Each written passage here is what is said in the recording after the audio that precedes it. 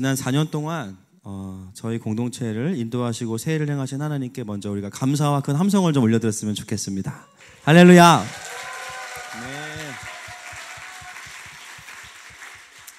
네.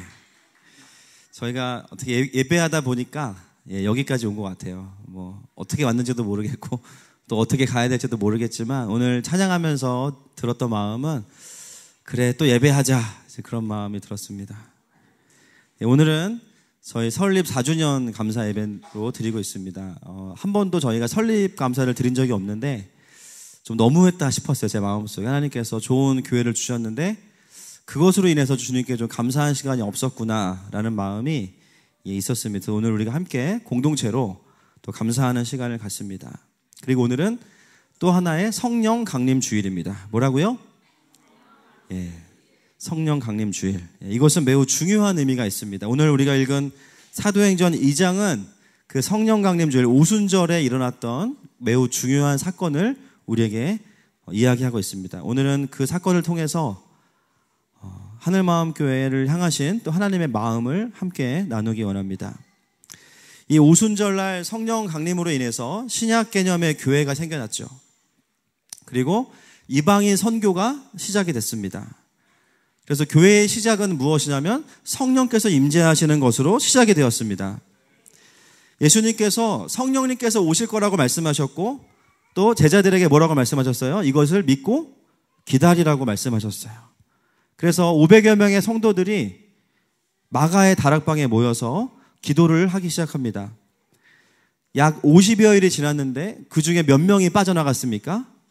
500에서 120명을 빼면 380명이 갔어요. 어디 갔을까요? 집에 모릅니다. 뭐 복학했을 수도 있고요. 군대 갔을 수도 있고 또 여자친구 만나러 갔을 수도 있고 또 아이들 밥 차려주러 갔을 수도 있어요. 여러 상황과 또 여러 가지 이야기들이 있겠죠. 중요한 것은 마지막에 오순절 날에 그곳에 남아있던 제자들은 120명이었다는 겁니다. 바로 오순절 날 그 사건이 일어났어요. 여러분, 우리가 오순절 날 성령께서 오신 것은 잘 알고 있지만 왜 오순절이어야 하는가에 대해서는 고민을 안 해봤을 수 있습니다. 왜 오순절이어야 하는가? 사실 여기에 굉장히 중요한 의미가 있습니다. 여러분들, 오순절이 가장 먼저 시작된 것은 출애굽기 34장입니다. 한번 같이 읽겠습니다. 22절 시작.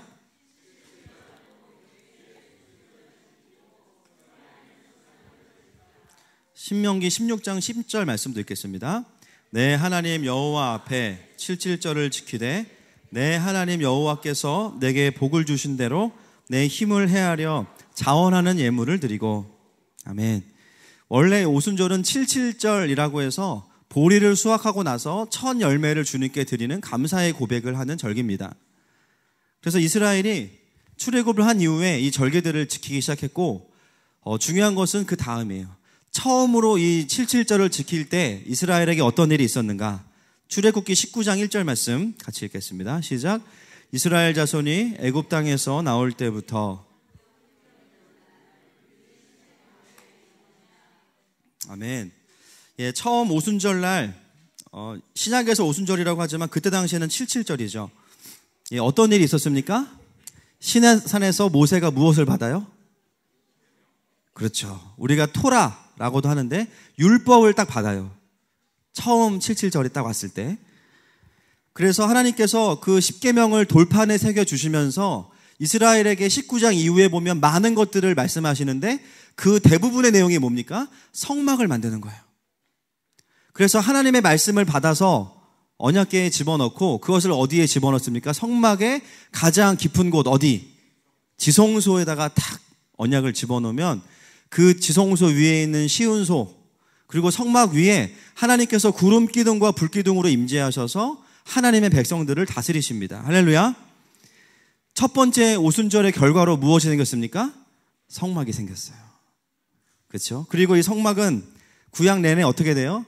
모바일 성막으로 있다가 솔로몬이 이것을 모바일로 만들지 않고 금으로 아주 픽스된 성전을 만들죠. 그 다음에 수룹바벨. 그렇게 성막에서 성전을 거쳐서 이 하나님의 임재가 있었던 장소들이 변천이 됩니다. 그러다가 신약에 와서 그 개념이 완전히 바뀌죠. 그 개념을 누가 바꾸십니까? 예수님께서 바꾸세요. 요한복음 2장 말씀 같이 읽겠습니다. 시작.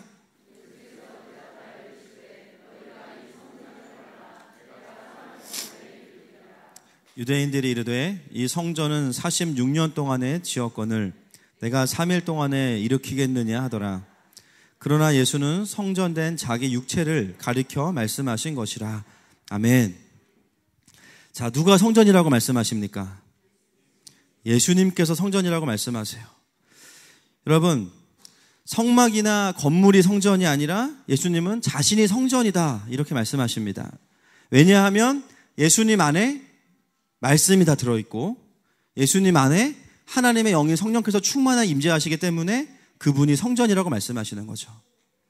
성전의 본질은 뭘까요? 건물이나 어떤 물리적인 장소가 아니라 성전의 본질은 하나님의 말씀과 임재가 있는 곳입니다. 아무리 성막을 똑같이 만들어놔도 거기에 하나님께서 임재하시지 않으면 그건 성막이 아니에요. 그냥 텐트죠, 텐트. 아무리 건물을 예배당처럼 만들어놔도 거기에 하나님의 임재가 없으면 이것은 성전이 아니라 그냥 건물이에요. 그렇죠? 사실은 예수님께서 성전의 개념을 바꾸신 게 아니라 원래 하나님께서 성막과 그다음에 솔로몬의 성전을 통해서 우리에게 가르치기 원하셨던 것은 뭐냐면 이것은 하나의 모형이라는 거죠. 진짜 실제는 뭐냐? 진짜 성전은 뭐냐? 바로 하나님의 임재가 있는 하나님의 백성을 의미합니다. 아멘이십니까? 그래서 성전의 최종적인 목표가 오늘 이 오순절, 성령 강림 오순절 날 완성이 된 거죠. 예수님께서 복음 사건을 다 완성하시고 부활하신 이후에 맞게 되는 첫 번째 오순절입니다. 그 오순절 날 어떤 일이 일어났어요? 과거에는 시내산에서 율법이 주어지고 하나님의 불기둥이 있는 성막이 만들어졌다면 신약에서의 첫 번째 오순절은 어떤 일이 일어났습니까? 불과 같은 성령께서 임재하셨습니다. 그런데 공간에 임재하신 게 아니라 하나님의 제자들, 백성들 위에 불의 혀같이 한 사람 한 사람에게 마치 성막 위에 불이 있는 것처럼 바로 여러분 위에도 저는 불이 보입니다. 할렐루야. 한 사람 한 사람 위에 이렇게 성령께서 임재하신 거죠. 결국은 진짜 성전이 완성이 되었다는 것을 말합니다. 고린도후서 3장 3절 말씀 같이 읽겠습니다. 시작.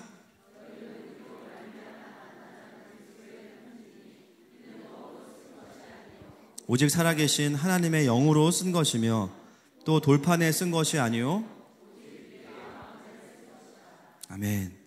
전에는 돌판에다가 새겨주셨는데 이제는 우리가 잘 안 보니까 마음판에 새기신 거예요. 아멘이십니까? 근데 새겨만 주신 게 아니라 하나님께서 우리 안에 들어오셨어요. 성령께서 우리 안에 들어오셔서 우리의 마음 가운데 하나님의 마음을 우리가 귀 기울이면 날마다 새겨주십니다. 어떻게 이것이 가능하게 되었습니까? 어떻게 우리가 성전되었습니까? 그 아들 예수 그리스도의 피로 우리를 거룩하게 하셨습니다. 그래서 이제는 우리가 정결케 된 성전이 되었기 때문에 우리 안에 성령께서 오실 수가 있는 것이죠. 전에는 한번 재단에서 한번 제사 드리려면 굉장히 복잡해요. 문에 들어가서 번제단을 거쳐서 물두멍을 거쳐서 그렇죠? 떡상과 촛대를 거쳐서 지성소로 들어가는 거. 그것도 제사장밖에 못 하는데 예수님께서 그 몸으로 이 모든 과정을 다 폐하신 게 아니고 완성하셨어요. 아멘이십니까? 그리고 이제는 그분이 직접 오셔서 우리를 제단으로 삼으셨어요. 우리를 성막으로 삼으셨어요.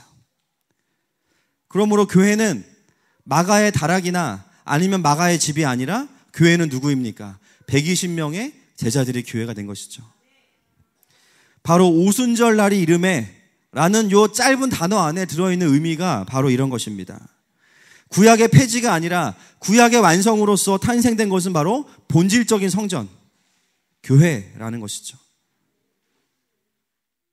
오늘 하나님께서 이 사도행전 2장을 통해서 우리에게 말씀하시는 건 바로 그것입니다. 나는 건물이 아니라 나는 너희를 나의 성전 삼기 원한다. 나는 너희를 나의 교회 삼기 원한다. 나는 너희의 삶 속에, 너희의 마음 속에 내가 들어가기 원한다. 그것이 바로 내가 구약부터 준비했던 바로 성전의 진짜 의미다. 이렇게 오늘 사도행전 우리에게 이야기하고 있습니다. 우리 옆 사람에게 이야기합시다. 당신이 교회입니다. 시작. 한 번 더. 당신이 성전입니다. 어떠세요? 성전 같으세요? 예, 성인 아십니까?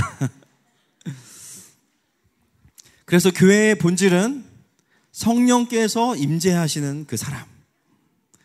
그리고 교회를 통해서만 하나님께서 하실 수 있는 유일한 일이 있습니다. 그게 뭐냐면, 자, 말씀 보겠습니다. 2장 4절, 사도행전 2장 4절, 시작.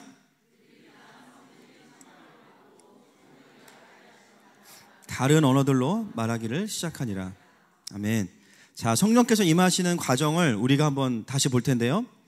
자, 성령의 충만함을 받은 제자들이 뭐를 하기 시작해요? 방언. 본문에 보니까 다른 언어로 말하기 시작했다. 그래서 많은 신학자들이 이 본문 가지고 엄청 싸웁니다. 방언이 있냐 없냐? 여러분, 방언 있어요 없어요? 없다고 생각하시는 분 계십니까? 예, 많이 계세요 생각보다. 저희 교회는 모르겠는데 왜냐하면 그분들이 방언이 없다고 말하는 게 바로 이 부분 때문입니다. 왜냐하면요, 다른 언어로 말하기 시작했는데 이것은 외국어지 삐빠빠롤라가 아니라는 거예요. 이거는 외국어지 단순히 우리가 천국 방언이 아니라는 거예요. 왜냐하면 이 언어를 좀 이 뒤에 보면 각 지역에서 온 사람들이 알아들었기 때문이거든요. 그래서 그것만 생각하면 다른 언어라고 볼 수 있지만, 여러분 잘 생각해 보세요. 만약에 우리가 방언을 해도 하나님이 마음만 먹으시면 아무리 우리가 막 이상한 말을 해도, 방언을 해도 각 나라의 언어로 들을 수 있을까요 없을까요? 있어요. 주님이 그 순간에 통역기를 딱 우리에게 설치해 주시면 아무리 똑같은 말을 막 예스콜레드를 반복해도 그게 내 언어로 들릴 수 있는 거죠. 그래서 이 본문을 해석할 때 이거를 가지고 방언이 있냐 없냐를 말하는 것은 본문의 해석에 어긋나는 해석이고요. 그리고 서신서에 가면은 바울이 뭐라 그래요? 방언과 예언을 사모하라고 이야기하죠. 예, 방언이 있습니다. 예, 더 중요한 건 뭐냐면 방언을 받았지만 그 방언으로 끝나는 게 아니에요. 성령 충만은 방언 받는 것이다가 아니에요. 더 중요한 목적이 있습니다. 2장 11절 말씀 읽겠습니다. 시작.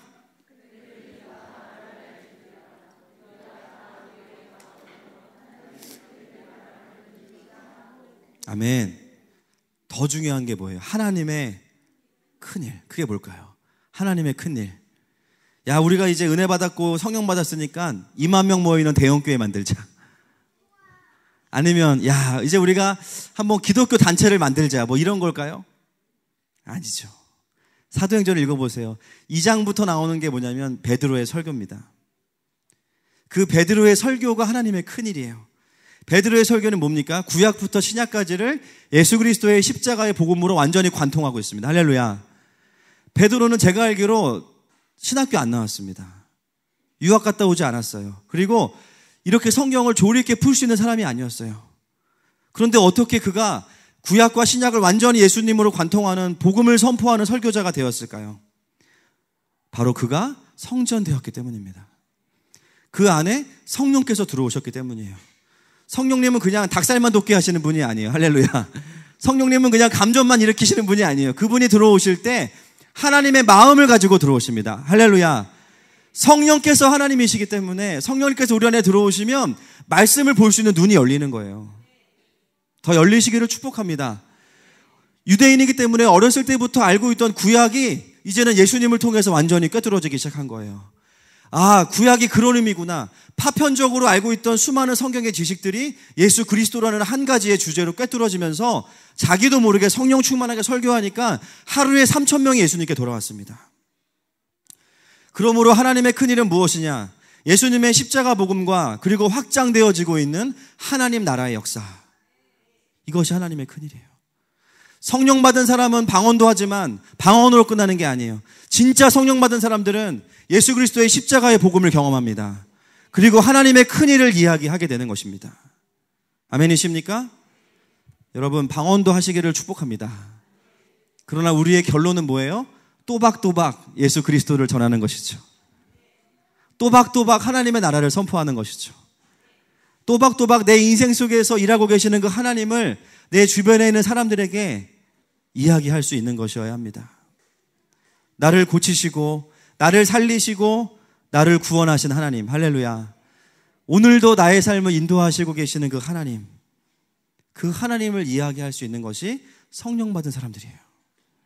그리고 그것이 우리가 교회로서 살아가는 삶인 것입니다. 여러분, 저희 교회의 사명이 무엇인지 아시죠? 4글자로 시작. 네, 도시선교예요. 도시선교. 도시 선교. 그것을 가능하게 하는 사람은 누구냐? 도시 선교사. 그죠? 여러분들이 도시 선교사인 줄로 믿습니다.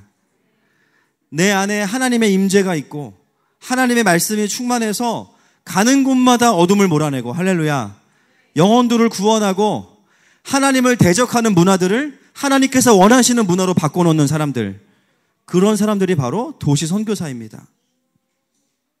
그런데 그 선교사의 힘의 근원은 무엇이냐면 바로 우리에게 성전되었다는 것이죠. 하나님의 임재가 있는 사람. 그러므로 여러분, 하늘마음교회는 어떤 교회냐면요, 성령의 은사로 사역하는 교회가 아니라 성령의 임재로 사역하는 교회인 줄로 믿습니다. 우리의 무기는 성령의 능력이 아니에요. 성령님이세요. 아멘이십니까? 그분이 오시면 모든 게 끝납니다. 할렐루야. 얼마나 많은 사람들이 하나님의 능력과 은사는 너무 구하지만 하나님의 임재에는 나아가지 않습니다. 그러나 오늘 우리가 사도행전을 통해서 확인하게 되는 것은, 하나님께서 우리를 교회 삼으실 때 가장 원하셨던 것은 바로 하나님 그분께서 우리 안에 들어오기를 원하시는 거죠. 우리가 십자가 복음 앞에서 정결케 되면, 성전되어 드리기만 하면 성령께서 임재하셔서 그분의 일을 행하십니다. 아멘이십니까? 그래서 저희 교회의 그 훈련 프로그램의 목표는 한 가지예요. 따라합시다. 성전 리모델링. 네, 성전 리모델링. 갑자기 왜 리모델링이냐? 예. 이 건물도 뭐 리모델링이 필요하지만 그것보다 더 중요한 게 우리가 교회이기 때문에 우리의 내면의 리모델링이 필요한 거예요. 이전에 여러분 많은 훈련들을 받으셨죠? 강의도 많이 들으셨고. 그런데 더 중요한 게 있어요. 얼마나 본인의 내면이 리모델링이 돼 있는지를 확인하셔야 됩니다. 목사님, 저는 이런 신학교 나왔고요, 이런 훈련 받았고요. 잘하셨어요. DTS 잘 갔다 오셨어요. 그런데 지금 본인의 내면이 정말로 성령께서 임재하실 수 있는, 충만하게 임재하실 수 있는 그 상태로 존재하고 있는가? 만약에 그렇지 않다면 우리는 다시 복음을 붙잡아야 됩니다. 4년 동안 예배하고 정신없이 교회가 세워지면서 저의 가장 큰 고민은 무엇이었냐면, 어떻게 하면 우리 성도들이 성전될 수 있는가 였습니다. 어떻게 하면 좀 더 건강하게 말씀을 볼 수 있는가. 또 어떤 분들은 상처가 너무 많아서 하나님 사랑을 누릴 수가 없는 거예요. 하나님이 사랑한다고 말씀해도 왜곡하는 거죠. 아니야, 주님 다른 뜻이 있으실 거야. 나를 어디에 써먹으실 거야. 나를 세계선교회에 막 이용하실 거야. 막 이런 생각하시는 거예요. 그래서 복음이 들려도 복음이 복음으로 들리지 않습니다. 그런 분들에게 무엇이 필요한지 아십니까? 복음이 필요합니다. 복음의 능력으로 상처가 치료받는 시간들이 필요해요. 또 세상의 가치관이나 성경적인 세계관으로 세상을 분별할 수 있는 것들, 결국 이 모든 것의 포커스가 어디에 있냐면 한 사람을 교회로 세우는 것입니다. 그리고 그것이 바로 성령께서 하시는 일이죠. 그리고 그것이 바로 우리 하늘마음교회의 부르심입니다. 아멘이십니까? 오늘 사도행전은 우리에게 그것을 이야기하고 있어요. 여러분, 하나님은 저와 여러분을 하나님께서 임재하시는 성전으로 부르셨어요. 제가 저희 교회에 오신 분들을 4주년을 기념하면서 좀 그룹을 나눠봤습니다. 예, 그룹이 있어요. 우리 안에 보이지 않는 그룹이 있어요. 예, 다 출신이 있으신 것처럼 뭐 일깨우는 교회파, 뭐 지금은 이제 그런 경계는 없지만 또 한비파, 또 분당 뉴시즌파, 그다음에 그냥파 막 엄청 있습니다. 예. 제가 저희 교회 역사를 보면서 저희 교회 역사 안에 있는 한 스토리가 뭐냐면, 깨어진 교회로 인해서 아파했던 시간이 있던 분들이 계신다라는 거죠. 제가 이번 주에 우리 효자자매님 가정에 등록신방을 다녀왔는데, 권사님들이랑 그날 간식이 너무 잘 준비가 돼가지고 권사님들이 마음이 편하셨는지 막 옛날 얘기를 많이 하셨어요. 그래서 막 우리 처음에 분당에 왔을 때 3년 전에 권사님들 4분 오셨는데, 이제 목사님 어디 계시냐 했더니 목사님은 보이지 않고 그냥 반바지에 슬리퍼를 입은 청년이 와서 인사를 해가지고, 그게 접니다. 그래서 김은석 집사님이 목사님인 줄 알았다가 처음에 막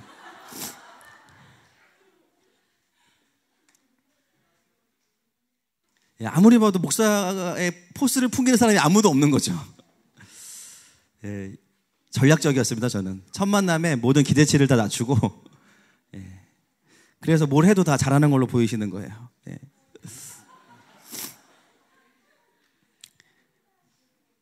그런 시간도 있었지만 사실 그 이전에는 더 힘든 시간이 많으셨어요. 그렇죠? 교회 때문에 누구를 어떻게 의지해야 될까? 또 도곡동 시절에도 여러 가지로 또 쉽지 않은 시간들이 있었고, 참 힘들고 또 버텨야 되고 기도 외에는 할 수밖에 없는 시간들. 여러분, 교회가 깨어지는 고통은 가정이 깨어지는 것만큼 힘듭니다. 여러분, 교회 하나가 깨어지면요, 수많은 사람들이 영적인 방황을 시작해요. 교회 하나가 어려움이 생기면 정말 많은 사람들이 영적인 침체를 경험합니다. 목회자에 대한 신뢰도 잃어버리고 하나님은 어디 계신가 뿔뿔이 흩어져서 얼마나 그리워하는지 모릅니다. 물론 교회가 깨어지는 것은 주님이 가장 슬퍼하시겠죠. 그것이 인간의 연약함을 통해서 일어나지만 주님도 그것에 대해서 엄청 슬퍼하십니다. 그런데 여러분, 그 시간들을 지나오고 오늘 우리가 정리해야 될 것이 하나 있어요. 비록 눈에 보이는 교회는 깨어졌지만 그 시간을 통해서 하나님은 여러분을 교회로 만드셨습니다.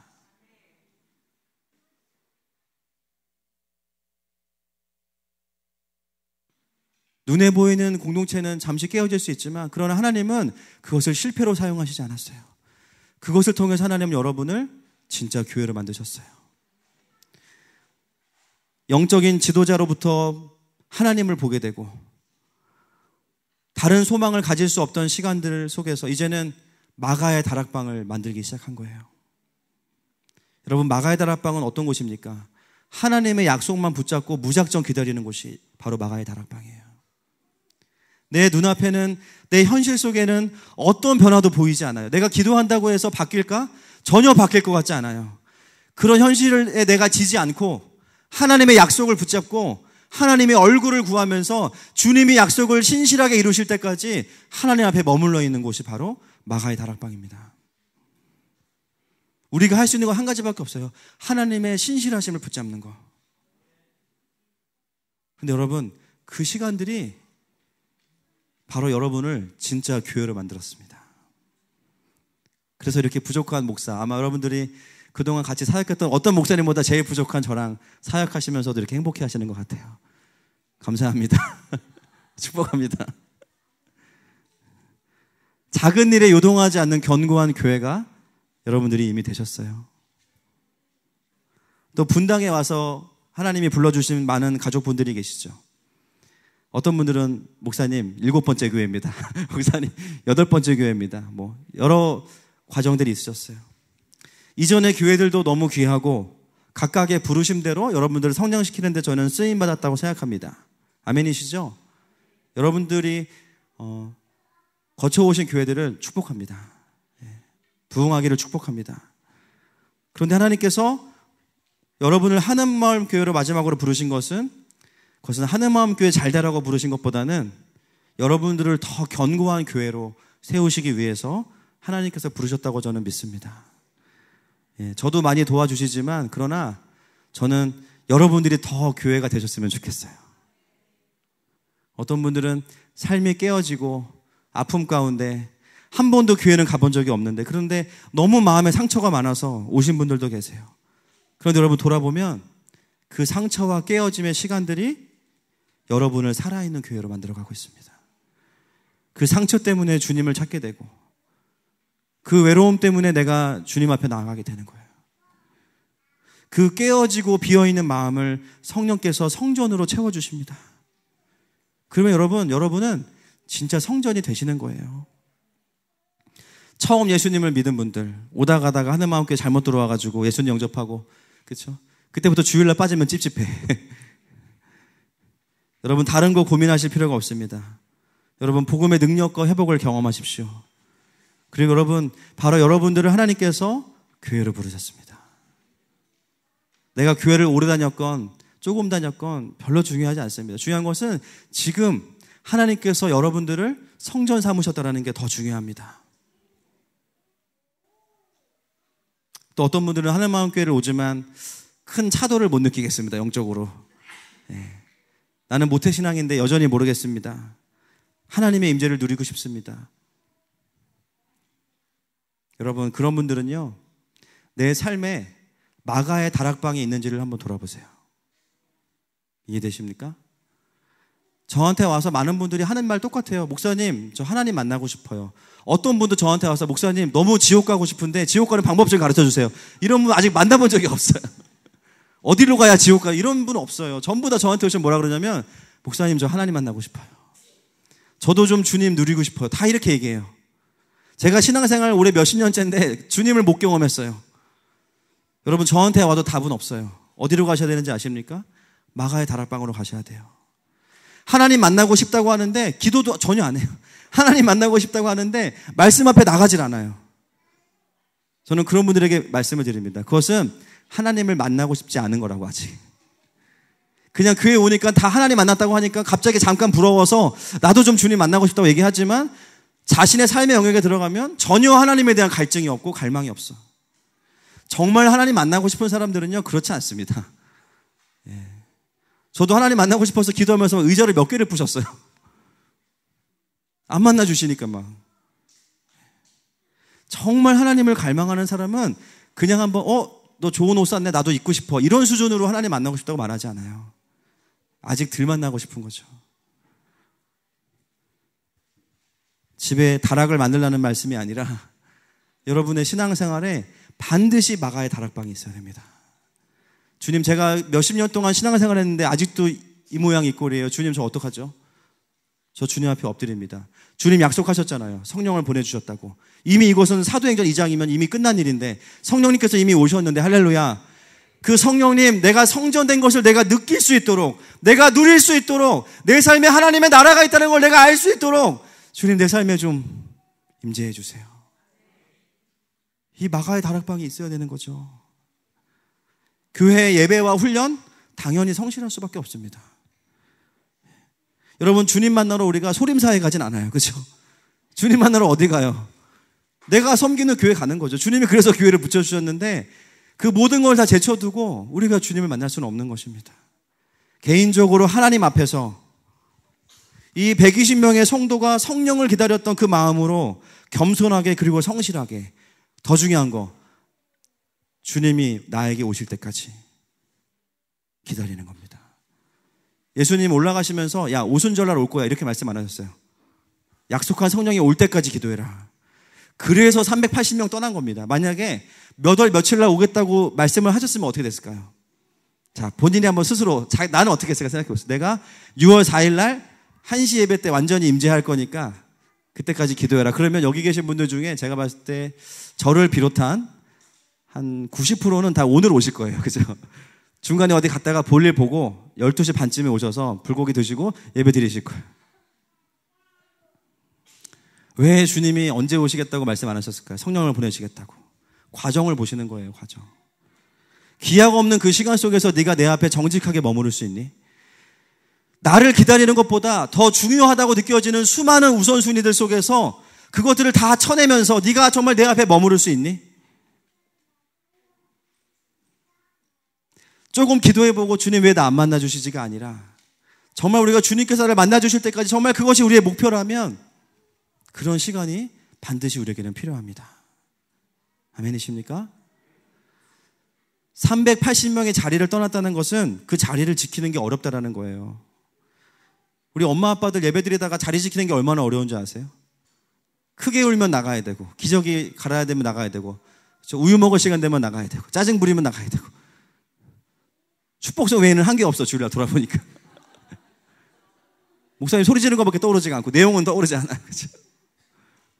축복합니다. 우리 엄마 아빠들을 정죄하는 게 아니라 자리를 지키기가 엄청 어렵다는 얘기를 드리는 거예요.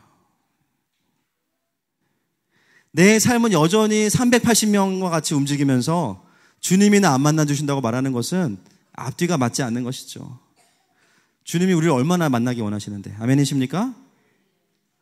여러분, 조금 하다가 안 된다고 포기하지 마십시다. 성령께서 여러분들에게 알 수 있도록 다가오실 때까지 머무르는 시간이 필요해요. 다른 바쁜 일 생긴다고 해서 우리가 하나님의 얼굴을 구하는 자리를 떠나지 마십시다.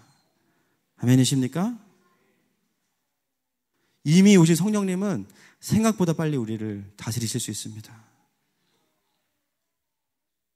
여러분, 이렇게 네 가지로만 봐도 우리 안에 내부류의, 제가 누가 누군지 다 모르지만 상황에 있는 분들이 계시죠. 결론은 뭡니까? 똑같습니다. 하나님께서 하늘마음교회를 사용하셔서 여러분들을 하나님의 임재가 있는 교회가 되게 하신다는 거예요. 성전 되게 하신다는 거예요. 지금도 하고 계신다는 것입니다.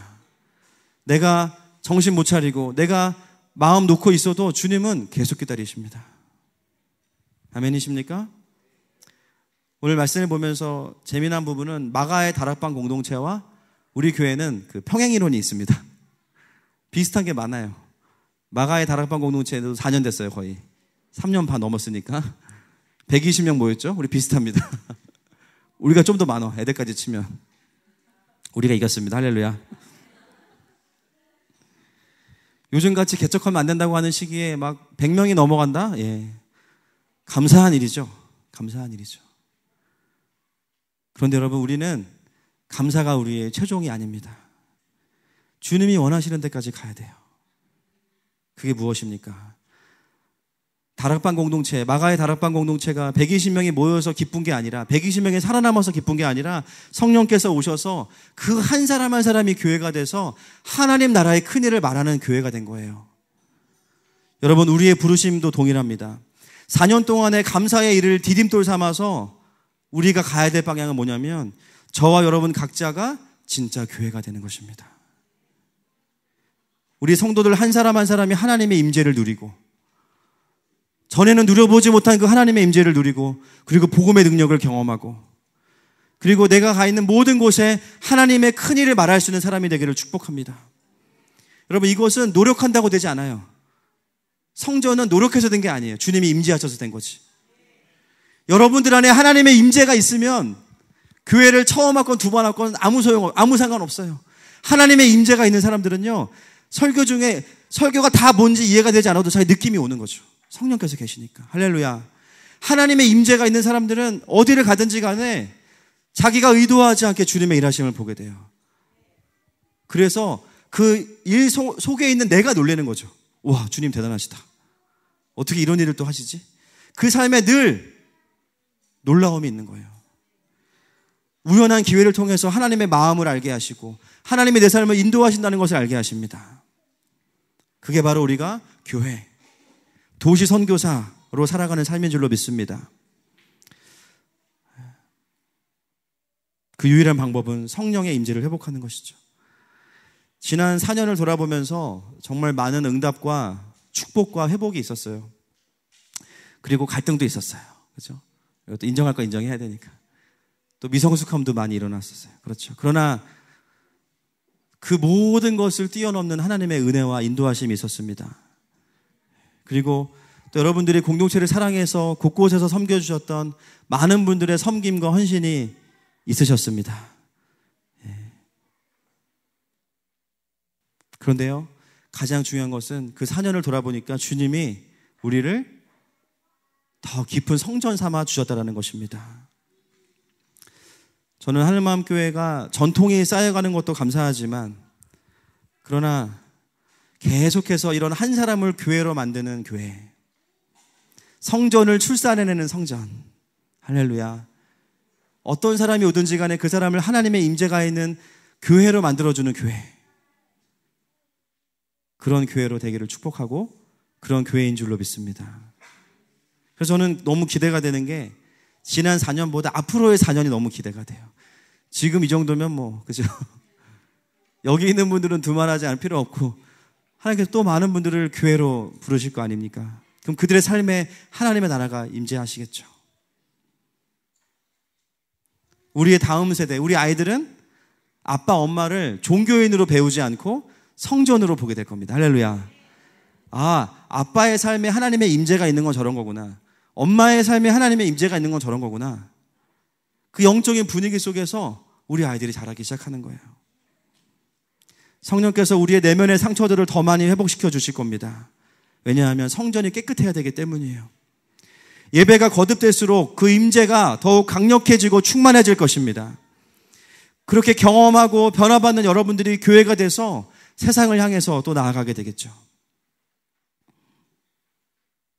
제가 결단한 게 하나 있어요. 뭐냐면 하늘마음교회는 하나님께서 임재하시는 것에 최적화된 교회가 된다. 할렐루야. 뭐 커지고 안 커지고 주님께 달려있고, 영적인 임재가 있는 환경을 계속해서 만드는 거죠. 늘 경배가 있고, 교회에 오면 다시 불을 회복하고 다시 하나님의 임재를 회복해서 또 하나의 교회로 세상에 내보내는 것입니다. 아멘이십니까? 그것이 바로 우리 4주년을 향하신 하나님의 마음인 줄로 믿습니다. 함께 이 시간에 찬양하고 기도했으면 좋겠습니다. 우리의 능력은 은사가 아니라 그분의 임재입니다. 우리가 먼저 돌아볼 것은 지난 4년 동안의 교회를 돌아보는 것 이전에 정말 내가 4년 전의 나를 비교해보면 더 깊은 성전되어져 가고 있는가.